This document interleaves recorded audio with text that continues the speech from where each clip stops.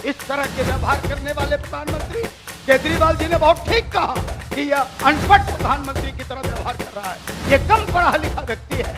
यह जिस तरह से बातें कर रहा है मानो इस देश का जो फेडरल स्ट्रक्चर है, इस देश का जो कॉन्स्टिट्यूशन है, उसका ज्ञान इन्हें नहीं है। चाहे आप बिहार को ले, यूपी को ले, छत्तीसगढ़ को ले, हरियाणा को ले, यही जातिवादी व्यवस्था के चक्कर में हिंदुस्तान का, उत्तर भारत का बहुजन फंसा हुआ है। चाहे वो कर्मकांड हो, चाहे अंधविश्वास हो, चाहे जातिवाद हो, ये और जो पुराने संस्कार और पुराने विचार है उसके चक्कर में जकड़े रहने की वजह से भारतीय जनता पार्टी उनकी पिछली चेतना का उपयोग करके सत्ता में बना हुआ है। उपलब्धि क्या है? जीरो।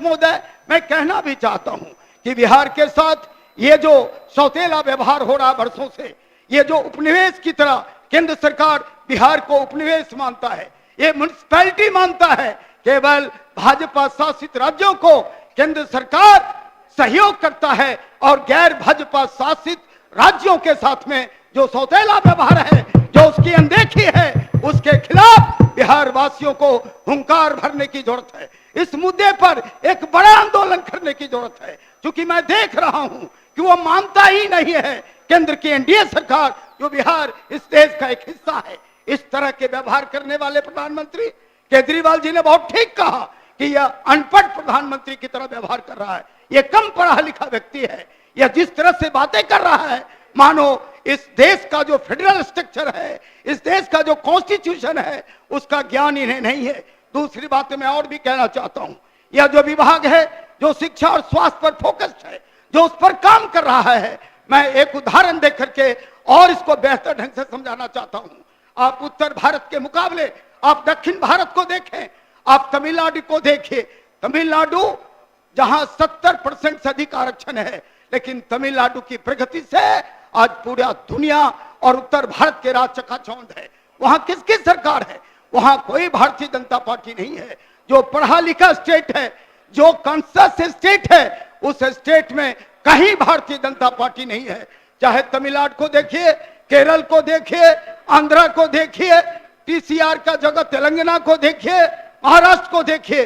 सुदूर दक्षिण भारत में केवल एक राज्य है, कर्नाटका, जहां की सरकार को गिरा करके प्रधानमंत्री ने अपनी सरकार बनाया। यह क्यों भारतीय जनता पार्टी नहीं है?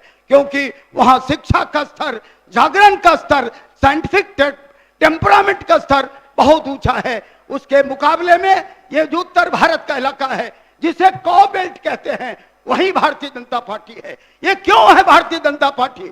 उत्तर भारत के राज्यों में चूंकि ब्राह्मणवादी व्यवस्था का सबसे बड़ा असर इसी हिंदी हटलैंड में है। चाहे आप बिहार को ले, यूपी को ले, छत्तीसगढ़ को ले, हरियाणा को ले, यही जातिवादी व्यवस्था के चक्कर में हिंदुस्तान का, उत्तर भारत का बहुजन फंसा हुआ है। चाहे वो कर्मकांड हो, चाहे अंधविश्वास हो, चाहे जातिवाद हो, या और जो पुराने संस्कार और पुराने विचार है, उसके चक्कर में जकड़े रहने की वजह से भारतीय जनता पार्टी उनकी पिछली चेतना का उपयोग करके सत्ता में बना हुआ है। उपलब्धि क्या है? जीरो।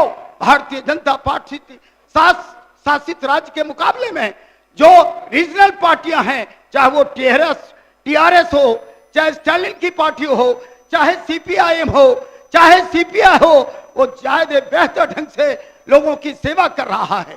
इसीलिए हम कहना चाहते हैं अध्यक्ष जी कि यह जो वक्त है, यह बहुत विचार करने का वक्त है। भारतीय जनता पार्टी का जो व्यवहार सदन के अंदर दिख रहा है, वो कहीं से लोकतांत्रिक नहीं है, कहीं से मर्यादा के अनुरूप नहीं है। यह इसलिए भी है कि इनको देश की प्रगति से, बिहार की प्रगति से कोई लेना देना नहीं है। जब भी किसानों की बात सदन में उठती है, जब भी मजदूरों की बात सदन में उठती है, जब भी रोजगार के सवाल सदन में उठते हैं, वो हंगामा करते हैं, सदन को बाधित करते हैं, ताकि कोई सार्थक बहस इस सदन के अंदर नहीं हो हिंदुस्तान के 90% लोगों के पक्ष में।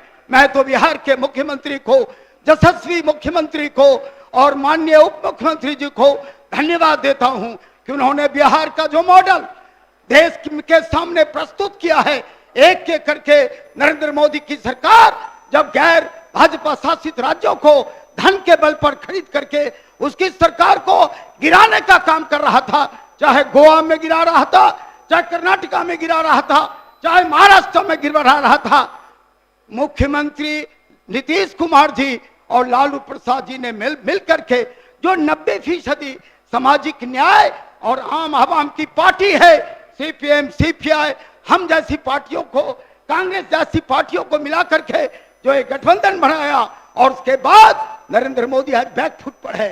पूरे देश के लोग आशा भरी नजरों से बिहार की ओर देख रहा है। ये वही बिहार है जब जब देश में कोई संकट पैदा हुआ, कोई क्राइसिस पैदा हुआ, लोकतंत्र को बचाने का सवाल हो, संविधान को बचाने का सवाल हो, या हिंदुस्तान के बहुजन में काम करने का सवाल हो, बिहार का नेतृत्व यह देश मानता रहा है। हम ये मानते हैं इस मौके पर कि आपने जो मौका दिया, पार्टी ने जो मुझे मौका दिया, इस मौके का उपयोग करके हम चाहते हैं कि बिहार की सरकार जिस तरह से जागरूक होकर के 90% आवाम के हक में काम कर रहा है, और ये बजट बहुत, ये जो 2300 का बजट है, ये बेमिसाल बजट है, शानदार बजट है, देश के लिए अनुकरणीय बजट है। यदि इसी रफ्तार से, इसी दृष्टिकोण से दो दूसरे गैर भाजपा शासित राज्य हैं, वो यदि गैर भाजपा विरोधी दलों को एकजुट करके बिहार की तरह यदि खड़ा हो जाए, तो इस देश से फांसीवादी ताकतों को उखाड़ कर फेंका जा सकता है। नहीं, चंद बातों के साथ मैं फिर से स्वास्थ्य मंत्री द्वारा प्रस्तुत बजट पर अपना अंतिम वक्तव्य देते हुए खत्म करता हूं। इनकलाब जिंदाबाद। अगर आप चाहते हैं गरीब और वंचित इंसान की आवाज आप तक पहुंचे तो हमारे चैनल को सब्सक्राइब करें और बेल आइकन का बटन दबाना ना भूलें। देखते रहिए बहुजन हलचल न्यूज।